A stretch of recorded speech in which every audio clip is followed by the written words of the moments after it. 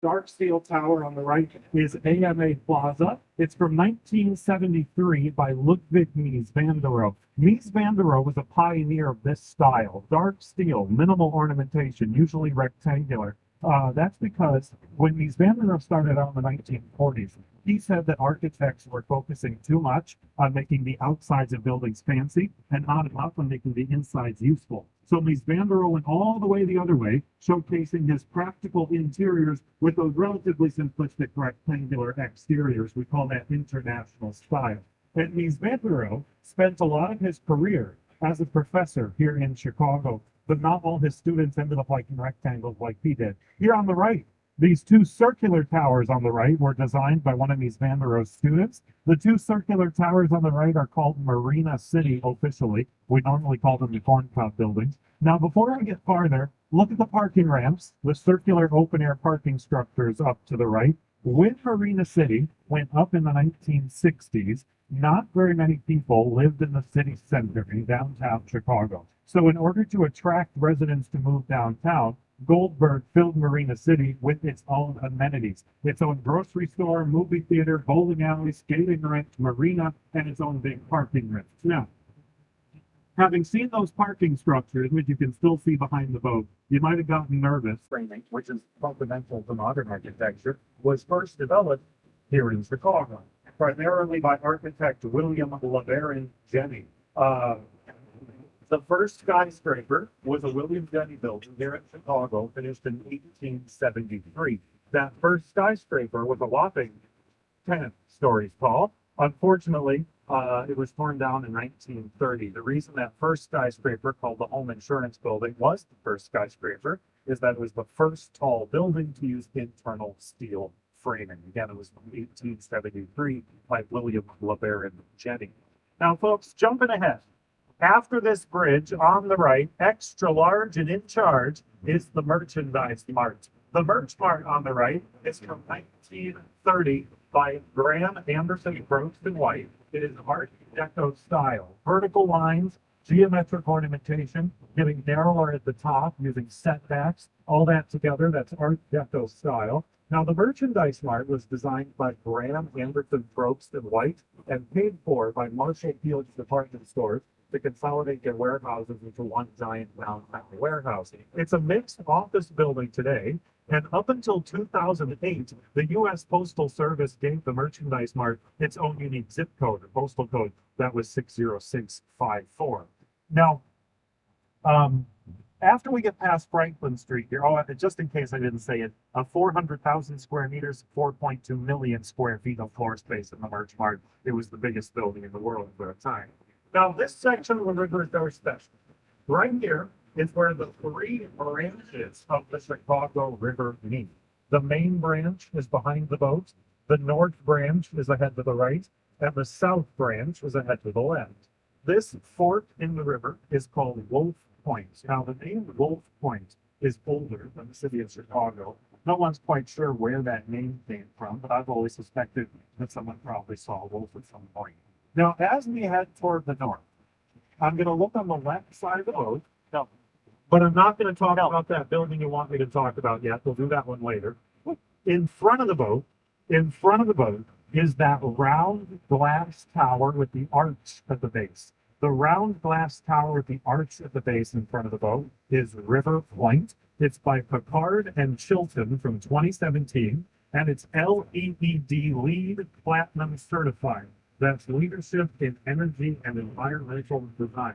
Two key factors in making it environmentally friendly is that it was constructed using a lot of recycled materials, and it uses river water to supplement its air conditioning. It brings water in from the river, circulates it as coolant in the AC, and releases it back to the river cleaner than it found it. It's a mixed office building. Now, ahead to the left is the oldest building on the tour. Not the oldest in the city, just the oldest on the tour. The boxy brick building, ahead to the left, is originally from 1898. It was by Frank Abbott as a cold storage warehouse. So another warehouse from back when the river was our port. This one was for cold storage. So it had brick walls 3 feet or 1 meter thick, insulated with the best insulation 1898 had, tons of horsehair and cork. Now, It's been adapted into condos today. It's a residential building today. Notice the starfish on the wall and the porthole windows near the top. It was adapted into residences by architect Harry Weiss. He likes boats. He likes to put boat theming on his buildings. He added the starfish and the portholes. Again, the original brickwork here is from 1898. Now ahead to the left, this row of 4 townhouses with sloping roofs ahead to the left is called the Chicago River Cottages. It's from 1988 by Harry Weiss, the guy who likes boats. It's got porthole windows. It's got steel spiral stair towers like boats have. These are 4 townhomes in a row. The last time one of them sold, it was for around $3.5 million. They're nice enough. The thing is, they're just so unique. Someone's going to pay a lot of money to own one. Now, after the bridge, if you look to the left and behind the boat above the bridge, the 2 sloping roofs of the river cottages are also meant to resemble the sails of sailboats racing each other. So one last piece of Louisian boat theming. Now bouncing to the right, on the right side of the boat, we have this long concrete building. The long building on the right is the East Bank. It's on the East Bank of the river. It's a high-end, exclusive fitness facility. That means expensive gym. Being a high-end gym in Chicago, Barack, Michelle Obama, Rahm Emanuel, Michael Jordan, Oprah Winfrey have all had memberships in the EDC.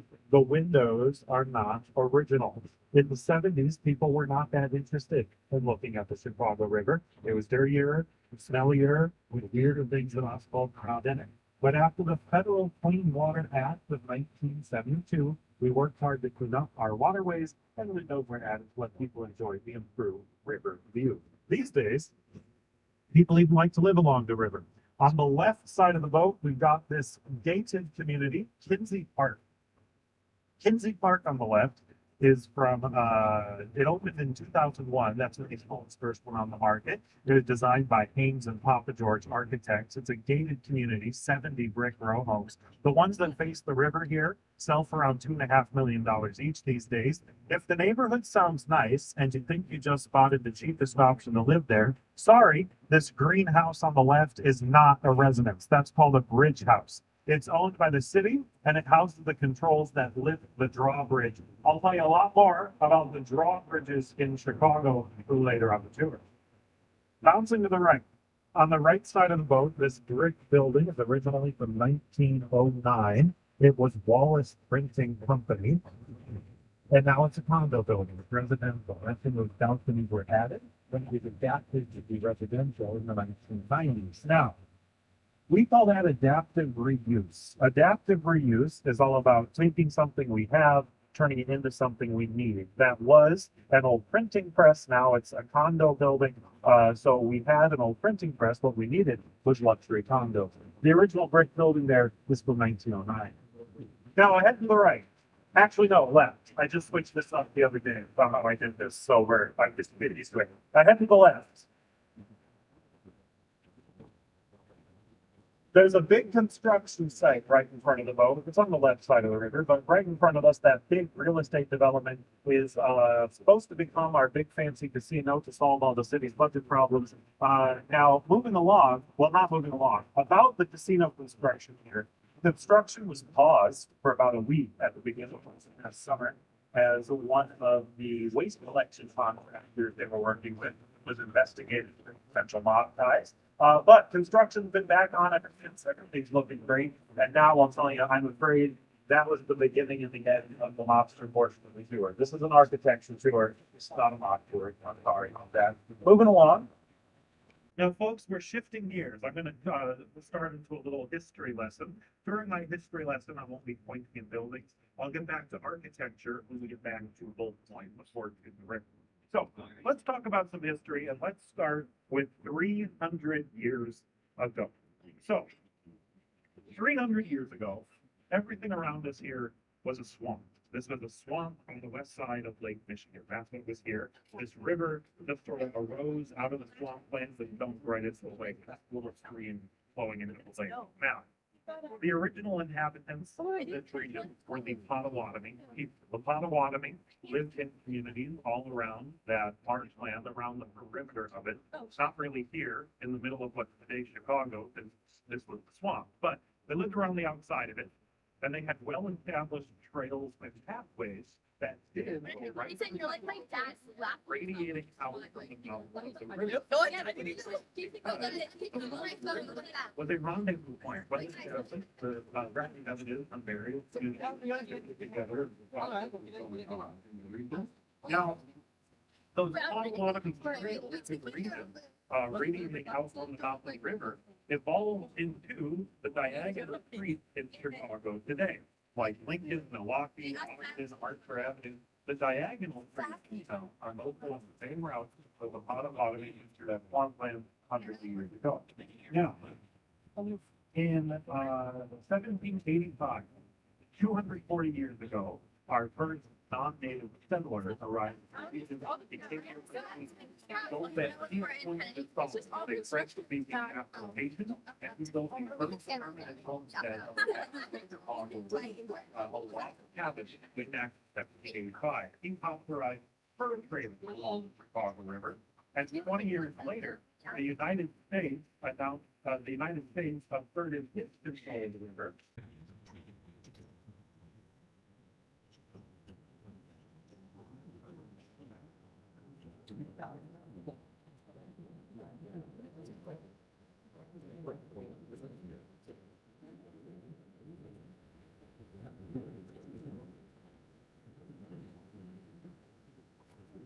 All right, we're going to continue ahead to the right.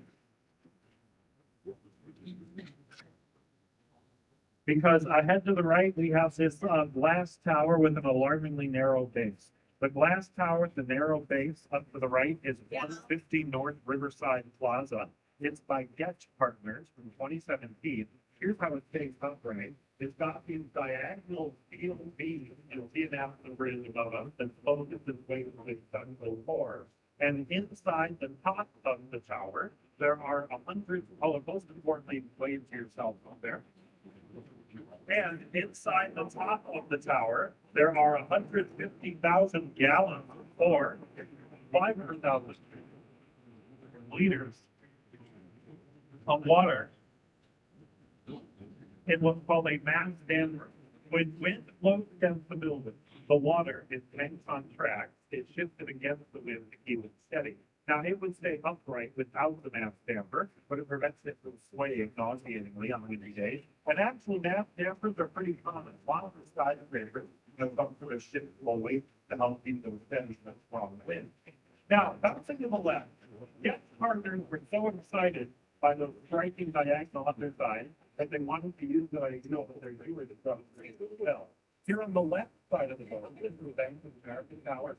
Bank of America Tower has these shiny diagonal supports. They're meant to unify the building thematically with the diagonal underside we just talked about behind us of 150 North Riverside. Both are by Getch Partners architects. Bank of America Tower here, 2021. Hey folks, after the bridge, up to the left is one of my very favorites. Here on the left is the Civic Opera Building. The Civic Opera Building is from 1928, called the Lyric Opera Company, and it's in its 3,500 seat auditorium. Now, the Opera House, in addition to being labeled for your convenience, if you look up at the whole thing, resembles a giant throne. It has two armrests and a backrest, and the seat faces west. People have theorized that 20th century businessman and investor, Mr. Samuel Insull, who paid for the Opera House and lived in the penthouse at the top for a year until he went bankrupt, wanted the Opera House to be a throne overlooking his railway business empire to the west while turning his back to New York, where he felt he was snubbed out of his right position of being CEO of General Electric and being in front of himself. There's a great story, and he's not. The truth is, Bram Anderson Frost and White probably designed those narrow floor plans, the armrest and backrest, independently of his both for something practical, strong ventilation. Letting the breeze easily cross through the upper floors was very important for air conditioning to cool off those wide glass upper floors. And those narrow floor plans along for breezes in one side and the other. All right, Samuel Insull was really one of the benefactors of that building and early afterward it built his legend on the Green Bowl. Now, on the right side of the boat, below the creek, we have the train shed of Chicago Union Station. This is where the platforms are, where passengers get on and off trains. Chicago Union Station is the fourth busiest train station in the United States by annual passenger movement, being not only an important cross-country hub for Amtrak, but also being the busiest hub of Metra, which is our regional rail network in Chicagoland. Thousands of residents use Metra to get between the city and suburbs every day. Now, after the next bridge, let me put it in. Okay, so ahead to the right, after this bridge, you see a short little building.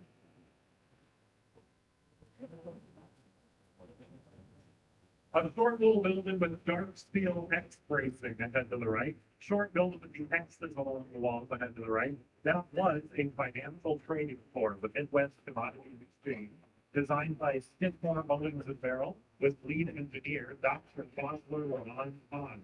Dr. Fosler Hahn developed these. You guys are still. Oh, look at the snowman that our colleagues have built for him. Lovely. Yeah. The short.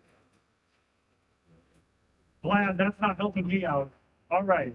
Now, the short building with the X bracelet there is by Skidmore, Owings and Merrill, the engineer, Dr. Fosler Hahn. Dr. Fosler Hahn developed the X bracelet for the short building, and it would be pillars inside the building, which would constructed sidelines across the trading floor. Now, here on the right side of the boat, this green glass building is Gateway 4. It's by Skidmore, Owings and Merrill, with lead architectural center, green glass, green river, curved the building, bent in the river, the window on the bench, the Do you mind taking a photo?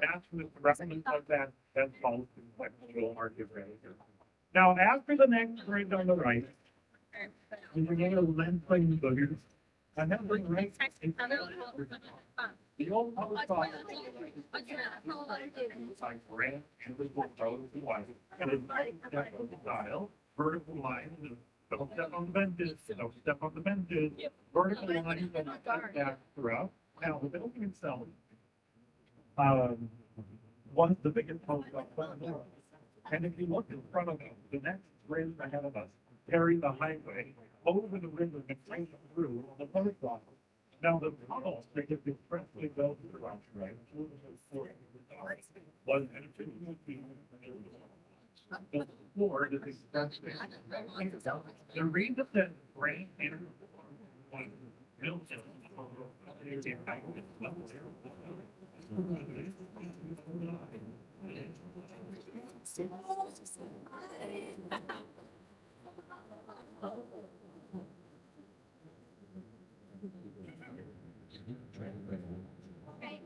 The plan in Chicago. Wait, I'm gonna take a photo again. And it was very expensive, and it always visited some sort of big road that site. It is by the post office. Now, he was a big believer in city dwellers, deserve to follow painful. And a lot of our city parks. That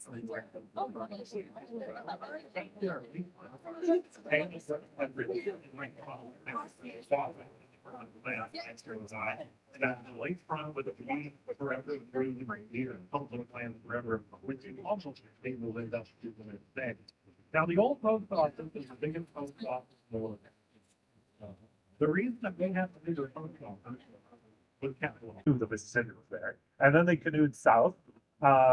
Their goal was to get to New Orleans, but before they got to New Orleans on their canoes on the Mississippi, they encountered some hostile Spanish troops, so they turned right around and started coming back north. At which point, the people that lived down there said, and these were not Potawatomi, they just lived in here, Arkansas. I'm not sure what the native nation down there would have been at that time, but they said to Marquette and Joliet, oh wait, you two are probably trying to get way back north where the other people that walk like you live. So here's what we want to do. Don't go up the Ohio River, where you can't come. Go up this river instead, the Illinois River. Go all the way upstream until it's so shallow you have to take your canoes out of the water. Then go directly west and you'll find this giant lake to take it north. Really quick, back up page, told them how to get the Chicago River and follow it into Lake Michigan and back up north to Canada. And Marquette and Joliet took note at this time that this place, where navigable Great Lakes waterways come very close to navigable Mississippi Valley waterways, the Des Plaines and Illinois rivers, this would eventually likely become a maritime transportation hub. And that's what happened. As the United States expanded west, this became a place where shipping on the Great Lakes could connect to shipping on barges on the rivers throughout the interior with a short portage, then with canals, and then being that port and portage attracted railroads and other industries, and we've been able to keep that middle of the continent transportation hub thing going for us in some way or another ever since. And finally, folks, I'm going to mention one more thing before I give you a little 5-minute intermission. If you look ahead to the right in the distance, you'll see nothing. There's a big empty space ahead to the right between us and where any buildings are. That big empty space was a freight rail yard. You see, there used to be rail yards on both sides of the river here, but then the Illinois Central Railroad on the right side of the boat shut down, sold the land, and then it's been passed around among various real estate developers ever since. It's never been unowned. It's always been owned by some private company that says they're going to get around to doing something eventually. The latest iteration of that is the owner of our Major League Soccer team, Mr. Mansudo, says that he wants to build the Chicago Fire, which is our soccer team today. He wants to build them their very first real dedicated soccer stadium just for them right here on this site. And that might actually get done because unlike other stadium proposals, Mr. Mansudo says he don't need no public money. He says he can get it done with his own private credit. So we'll see if that gets done. Anyway, so that's why there's this big empty space. It used to be a freight rail yard with train tracks and warehouses. So this point, little 5-minute intermission. Stand up and stretch your legs. Come up and ask me questions if you have any. This would have been the time to use approach the bench, but I already passed over it. Anyway, feel free to walk around and we'll continue the tour somewhere between 5 and 8 minutes. There today instead is Carolina granite. The process of replacing the marble with the granite cost $80 million, half what it was to build the building. It was an expensive mistake, and it goes to show never take marble for granted. Yeah, folks, that whole story is true. It's not only the setup to a terrible joke, it's all true. I admit my delivery on it can be rocky, but it's important to me that you understand my boss hates that joke. Takes real stones to tell it. Now, ahead of us and up to the right is that very tall blue glass wiggly tower. That blue wiggly tower up to the right is the St. Regis Chicago. The St. Regis was finished in 2020. It is 1,200 feet or 365 meters tall with 101 stories. It is currently the third tallest building in the city, and it's currently the tallest building in the world designed by a woman, a leading female architect. That woman is Jeannie Gang. Jeannie Gang is based right here in Chicago, and her hometown is Belleville, Illinois, not far away at all. Now, way up near the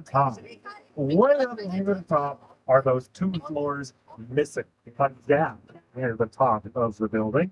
As the building went up, the architect saw that there was more potential than originally anticipated for the building to bend in the wind. It wasn't going to fall over, but the problem was it was showing potential that in extreme conditions, it might bend enough to crack some windows because glass can't bend like steel can. So in order to protect all the windows, they left the window space to blow through. That is creatively called a blow-through feature. The elevators, utility shafts, and stairwells are still enclosed in the center of that space. If it leaves the pressure, it makes the building sway less overall. All right. Let me tell you some more about the river. In the city of Chicago's earliest days, we treated the Chicago River as any industrial city of the 19th century would treat a river. In a word, badly. We threw all of our waste, sewage, into the river. The river, I can hear the conversation up here. Just want to let you know. Okay, so the river flowed into Lake Michigan. So we had an open sewer flowing into Lake Michigan. Now, that sounds like a problem. And being Chicagoan, we worked hard to make it someone else's problem. Instead of solving the issue, we just made it go away from us by making the Chicago River the only natural river in the world permanently reversed by humankind. It's true. Here's how. Not far to the west. Actually, let me wait for the bridge just a second.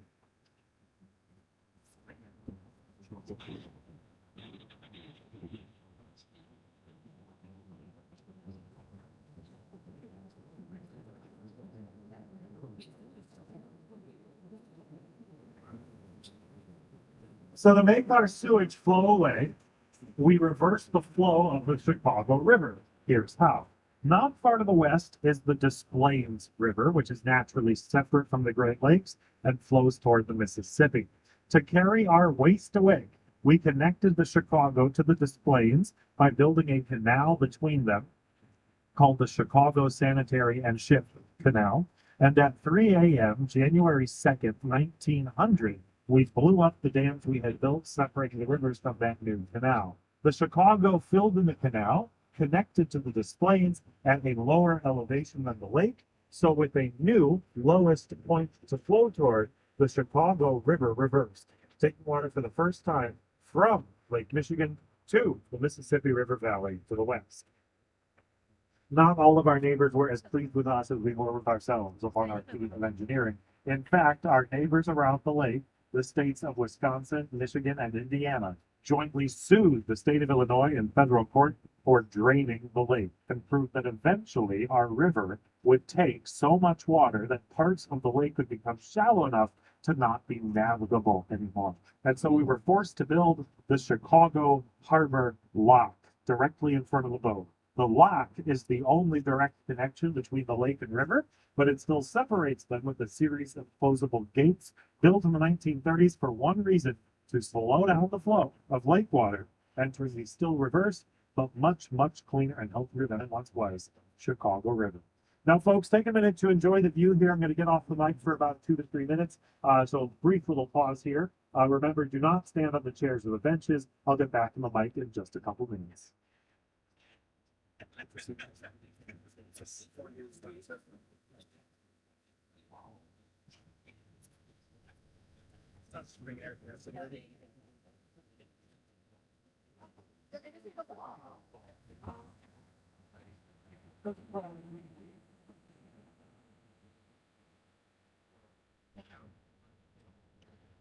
Hey, Kelly. Kelly. Hopefully you can go and take a picture of the skyline. Wow.